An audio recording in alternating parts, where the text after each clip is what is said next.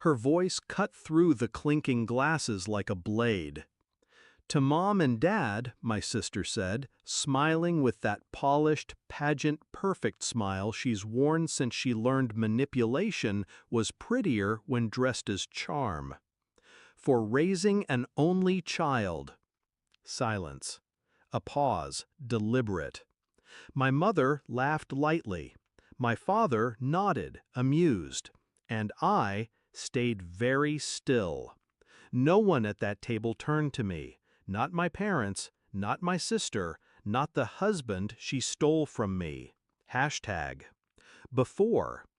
I used to think betrayal was loud, shouting, slammed doors, ugly words. It's not. It's quiet, slow, like water wearing down stone until you don't recognize what's left.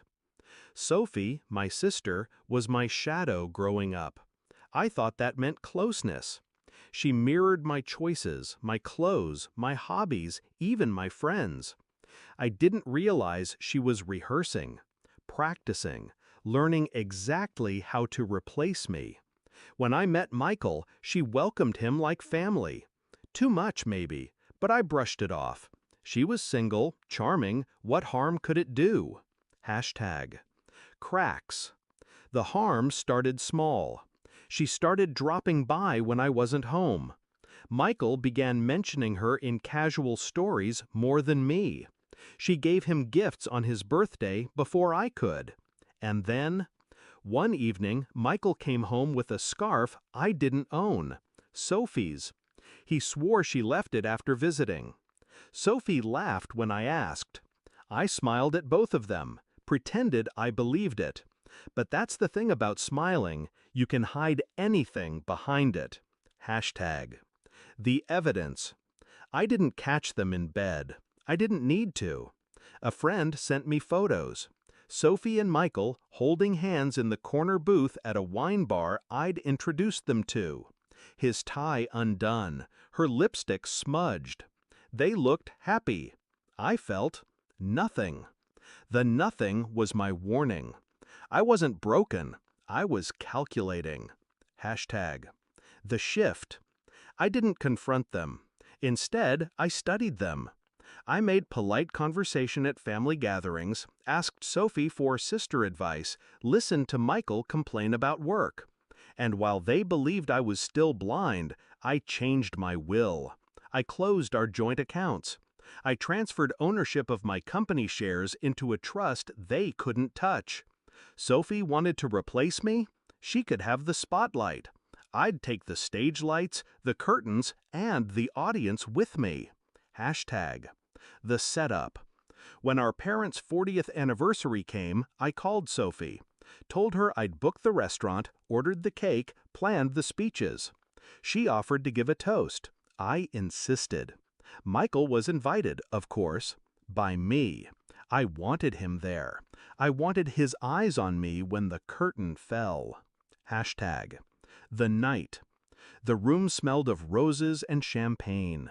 Family and friends filled the space, laughter echoing against the walls. I was seated between an aunt who gossiped and an uncle who drank too much. Perfect camouflage. Sophie arrived in white silk, glowing like a bride. Michael followed in a suit I'd bought him years ago. They didn't sit together, but their eyes kept finding each other. Little glances, little tells. Midway through dinner, Sophie stood with her glass. "To Mom and Dad," she said sweetly, "for raising an only child." Gasps, a few awkward chuckles. My mother raised her glass, eyes soft. My father smiled. Michael's lips twitched, almost a smirk. Hashtag. The strike. I stood, slow. The sound of my chair scraping against the floor pulled every eye in the room. "That's funny," I said, lifting my own glass, "because I could have sworn I had a sister." Sophie's smile faltered. I reached into my bag and pulled out a small stack of printed photographs. Michael and Sophie at the wine bar, at his apartment, at a hotel. I laid them on the table in front of my parents. The room went dead quiet. I thought tonight was about family, I said evenly, but apparently some of us have different definitions. Sophie's face flushed red. Michael shifted in his seat, jaw tight. Oh, and before anyone worries about inheritance, I added, still calm, I've already updated my will. Every cent of my estate is going to charity. The trust is sealed. The business sold. So if anyone here was planning on replacing me, they'll find the role comes without benefits. Hashtag the fallout. My mother stared at Sophie, betrayal etched deep. My father pushed his chair back and left the table. Michael reached for Sophie's arm. She yanked it away. Whispers spread like fire.